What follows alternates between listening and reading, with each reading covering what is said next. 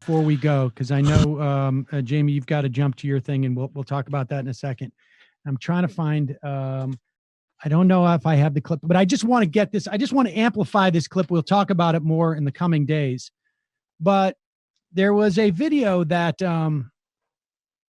that Josh Marshall at Talking Points Memo found online. I mean, he didn't find it, but I mean, it was online. There's a doctor from, I think he's from NYU ICU. Do we have that video, Brendan?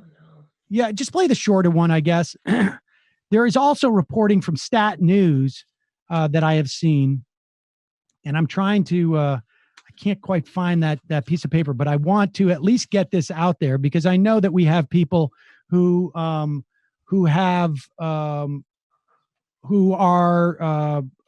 doctors, who are working on caring for people, and if we can in any way help this.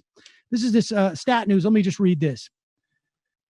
There are some, this is all anecdotal. These are all just reports from some frontline doctors, but they are suggesting that critical care physicians suspect that blood levels of oxygen, which for decades have driven decisions about breathing support for patients with pneumonia and acute respiratory distress, or I think they call it ARS, acute respiratory syndrome, might be misleading them about how to care for those with COVID-19. In particular, more and more are concerned about the use of intubation and mechanical ventilators. They argue that more patients could receive simpler, non-invasive respiratory support, such as the breathing mask used in sleep apnea, at least to start with, and maybe for the duration of the illness. I'm not going to pretend to even understand this stuff, but there are enough reports, and I trust Josh Marshall's sort of sense of this, that there are some frontline doctors who are saying that what they're treating looks like pneumonia, but does not respond like pneumonia. In pneumonia, your lungs become weak and they don't have the ability to basically go in and out, or they've become filled with fluids, and they don't have the ability to sort of pump air in. This doctor, and apparently some others, enough so that this Stat News, which apparently is a credible news, medical news organization, some of these people are suggesting that the protocols in which they use ventilators, where it forces air in and out and forces the lungs to do the job, should be rejiggered in some way to just simply provide more oxygen, because the oxygen levels are going down. And this guy doesn't seem to have the answers, but he is suggesting that, and I guess within the context of the medical field, this is controversial and iconoclastic in some way, but if there are doctors out there or people who are working with frontline COVID-19 patients who may be experiencing this, I just want to make the opportunity so that they can connect with this stuff. It's just a way of amplifying it. Let's play this video. Who is the name of the doctor, Brendan? And just let's put up also the his YouTube page so that people can go look. He's done a couple of these videos. Yeah, his name's Dr. Cameron Kyle-Sidell. Cameron Kyle-Sidell. And can you show at least his YouTube handle in the video so that people can go and check out more from him? I can try. There's all kinds of like COVID information that's blocking it, but I'll do my best. Okay.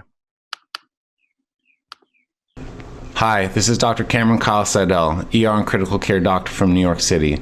Right now I'm rushing into work. I'm rushing like every hospital in this city is rushing. Our hospital is in an unimaginable condition. We are working extremely hard under extremely stressed conditions. We're stressed not only over concern of our own health, but because we are watching people dying of a disease we do not understand, of a disease we have never seen before.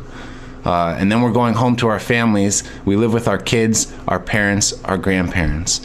Right now, it is as if the train is slamming down the track at an extremely high velocity under extremely stressed conditions, but we don't know where we're going. We are putting breathing tubes in people and putting them on ventilators and dialing up the pressure to open their lungs. I've talked to doctors all around the country, and it's becoming increasingly clear that the pressure we are providing may be hurting their lungs, that it is highly likely that the high pressures we are using are damaging the lungs of the patients we are putting the breathing tubes in. It's not our fault. We didn't know. This is how we treat ARDS. This is how we've treated it for the last 20 years. 2 days ago, the Italians came out with a letter stating the same thing, that we are running the ventilators in the wrong way. Right now, the news is saying that 100 to 250,000 people in this country may die. That means 100 and 250,000 people may be put on a ventilator that is programmed wrong. We can change those protocols. We need to change those protocols. COVID positive patients need oxygen. They do not need pressure. They will need ventilators, but they must be programmed differently. The protocols in this country, in every small, big, medium-sized hospital in this country, must change. They can change. The time for us to change them is rapidly diminishing, but we do have time, but that time is now. We have to change the protocols. Please spread the message. Thank you.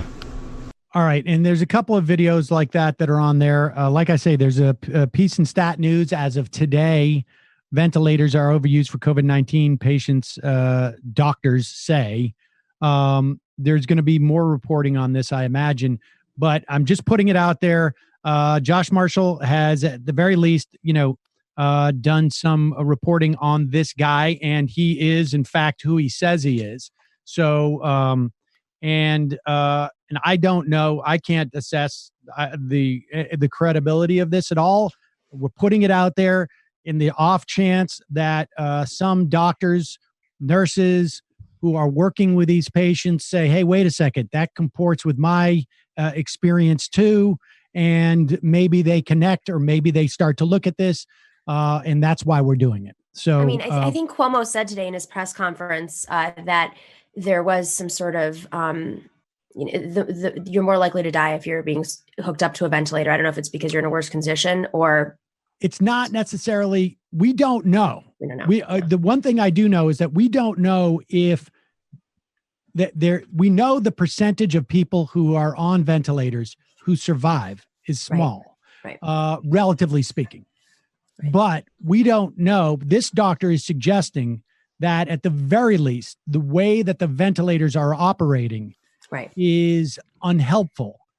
It's possible it's also doing more harm than good, but there's just simply, they have not seen something like this. What Cuomo said is, "Hey, get my brother more ventilation." Because I was Ma's favorite. I was Mom's favorite. Let's do that for 2 hours. Yes. All right. Well, listen, but that's why that video's out there. So, that I don't want to be, I'm not giving medical advice. I just want to make that clear. It's just a way for, has Joe Biden weighed in on this? Yes, thank you. In his gut. Surgeon General Dr. Jill Biden All right. Needs to weigh in on this, please. So we got to jump off. Jamie, I know you're going to jump off.